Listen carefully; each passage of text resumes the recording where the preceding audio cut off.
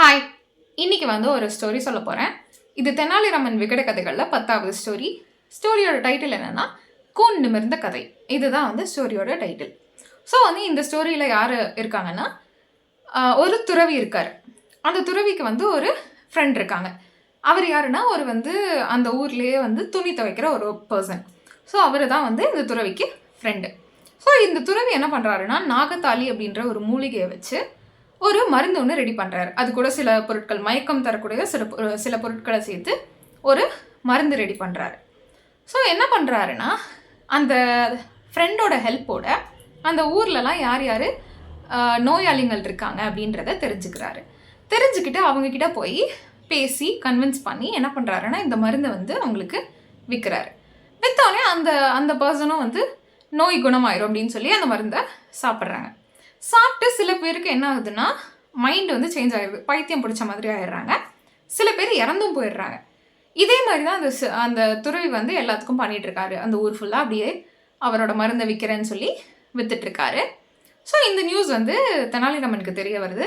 உடனே தெனாலிராமன் என்ன பண்ணுறாருன்னா, ஒரு ஐடியா யோசிக்கிறாரு. இதை வந்து நம்ம இப்படியே விட்டால் எல்லாத்தையும் வந்து இவர் கொன்றுவார். ஸோ நம்ம வந்து ஏதாச்சும் யோசிக்கணும்னு ஒரு ஐடியா யோசிக்கிறாரு.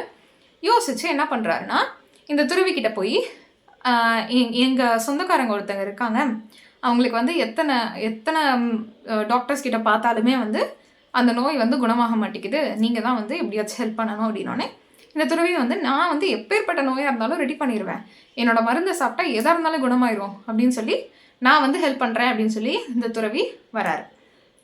போய் பார்த்தோன்னே தான் தெரியுது, அங்கே வந்து ஆப்போசிட்டில் அந்த நோயாளி யாருன்னா, இவரோட மருந்தை சாப்பிட்டு பைத்தியமானவர் தான் அங்கே நிற்கிறாரு. ஸோ அவர் வந்து இந்த துறவியை தெரிஞ்சிருச்சு. உடனே அவர் வந்து என்ன பண்ணுறாரு, அந்த பைத்தியம் பிடிச்சவர் இந்த துறவியை போய் முடியை பிடிச்சி இழுத்து தரையில் அடித்தோடனே துறவியோட தலை வந்து தரையில் அடித்து அப்படியே அந்த துறவி இறந்து போகிறாரு. ஸோ ஓகே, இதோட பிரச்சனை சால்வ் ஆகிடுச்சு அப்படின்னு தெனாலிராமன் ஹாப்பியாகிறான்.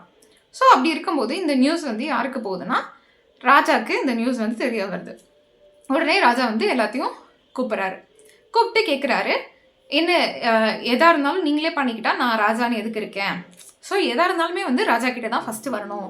மக்களே வந்து பார்த்து எதாக இருந்தாலும் பண்ணிக்கிட்டாலும் என்ன யூஸ் இருக்குது, இதில் என்ன இருக்குது, ராஜா எதுக்கு இருக்கணும் அப்படின்ற மாதிரி கேட்டோடனே அரசகுரு வந்து என்ன சொல்கிறாருன்னா, இது வந்து தப்பு, இந்த மாதிரி பண்ணியிருக்கக்கூடாது, எதாக இருந்தாலும் எந்த பிரச்சனையாக இருந்தாலும் ஃபஸ்ட்டு ராஜா கிட்டே தானே வரணும்.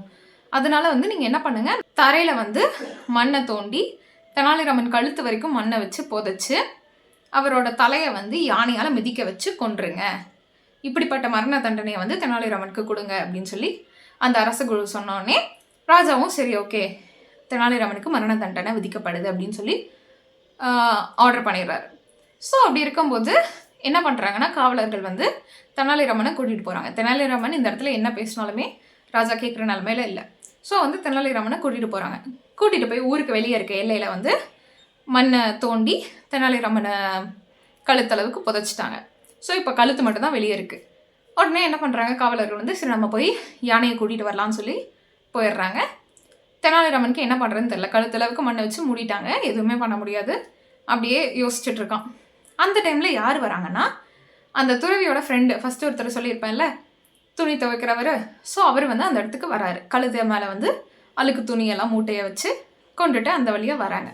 ஸோ அப்படி இருக்கும்போது இவரை பார்த்துட்டு தெனாலிராமன் பார்த்தோன்னே அந்த அந்த பர்சன் கிட்டே கேட்குறாங்க, அந்த துணி துவைக்கிறவர்கிட்ட கூப்பிட்டு சொல்கிறாரு, நீங்கள் வந்து எனக்கு இப்போ ஹெல்ப் பண்ணுங்கள், நான் வந்து ஆக்சுவலாக என்னென்னா என்னோட வந்து முதுகு வந்து வளைஞ்சிருக்கும், அதனால வந்து ஒருத்தர் சொன்னார் இந்த மாதிரி மண்ணை வந்து தலையளவுக்கு மூடி வச்சுட்டா என்னோட முதுகு வந்து நிமிர்ந்துடும், ஸ்ட்ரைட் ஆயிரும், ஸோ எனக்கு வந்து எந்த ப்ராப்ளமும் இருக்காது அப்படின்னு சொல்லி சொன்னாங்க. அதனால தான் நான் இப்போ இப்படி இருக்கேன், அதனால் இப்போ வந்து எனக்கு அந்த மண்ணெலாம் எடுத்து விட்டிங்கன்னா நான் வெளியே வந்துடுவேன் அப்படின்னு சொல்லி தெனாலிராமன் அந்த பர்சன்கிட்ட ஹெல்ப் கேட்குறாங்க.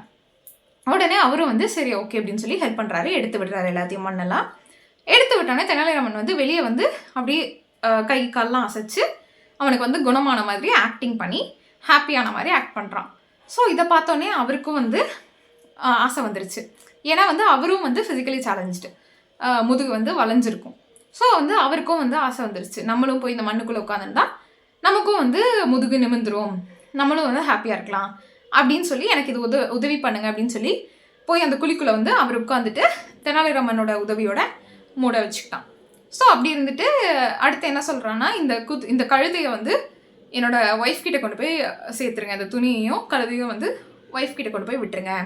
நான் வந்து எனக்கு இது ரெடி ஆகிடுச்சுன்னா அதை பார்த்தா என்னோடய ஒய்ஃப் ஹாப்பி ஆயிடுவா அப்படின்னு சொல்லி அந்த பர்சன் சொல்கிறாரு. தெனாலிராமனும் சரி அப்படின்னு சொல்லிட்டு கிளம்பி போயிடுறான். அடுத்து வந்து அந்த இடத்துக்கு அந்த காவலர்கள் 2 பேரும் வராங்க. வந்து பார்த்துட்டு எதுவுமே பார்க்கல அவங்க அங்கே இருக்கிறது தெனாலிராமனா என்னென்னு செக் பண்ணாமல் அப்படியே வந்து யானையை விட்டு மிதிக்க வச்சிட்றாங்க. ஸோ வந்து அந்த இடத்துலையே அந்த தொழிலாளி வந்து இறந்து போயிடுறான். ஸோ அடுத்து தெனாலிராமன் வந்து அரசர்கிட்ட வராங்க. அந்த அரசவையில் வந்து அரசர் பேசிகிட்டு இருக்காரு. நம்ம வந்து அரசகுருவோட பேச்சை கேட்டு நம்ம இப்படி ஒரு பர்சனை வந்து இழந்துட்டோம், தெனாலிராமனுக்கு இப்படி ஒரு தண்டனை கொடுத்துருக்கக்கூடாது, மரண தண்டனைங்கிறது ரொம்ப பெரிய விஷயம், அதை நம்ம கொடுத்துருக்கக்கூடாது, நம்ம நாட்டுக்கு வந்து ஒரு நல்ல ஆளை வந்து நம்ம மிஸ் பண்ணிட்டோம் அப்படின்னு சொல்லி ஃபீல் பண்ணுறாரு. அந்த டைமில் தெனாலிராமன் அங்கே வந்தோடனே எல்லாத்துக்குமே ஷாக். என்ன நடந்துச்சுங்கிறத தெனாலிராமன் சொல்லிவிட்டு, நீங்கள் வந்து அந்த தொழிலாளியோட வீட்டுக்கு வந்து மாதம் ஒரு அமௌண்ட்டு கொடுத்துருங்க அப்படின்ற மாதிரி தெனாலிராமன் சொல்கிறான். ஸோ இதுதான் வந்து இந்த ஸ்டோரி. இதில் வந்து எனக்கு என்ன தோணுச்சுன்னா, எதுக்காக இப்படி பண்ணணும்? அந்த தொழிலாளி பாவம், அவனுக்கு வந்து அந்த முதுகு நிமிந்துருன்ற ஒரு ஆசைனால தான் அவன் அந்த குழிக்குள்ளே போய் உட்காரணும்னு நினச்சிருக்கான். ஸோ இது வந்து தெனாலிராமன் பண்ணது இது வந்து ஒரு துரோகம் மாதிரி எனக்கு தோணுச்சு. ஸோ தெரில எப்படின்னு. ஓகே, இந்த மாதிரி நிறையா ஸ்டோரிஸ் பார்க்க நம்ம சேனலை சப்ஸ்கிரைப் பண்ணிக்கோங்க. பாய்.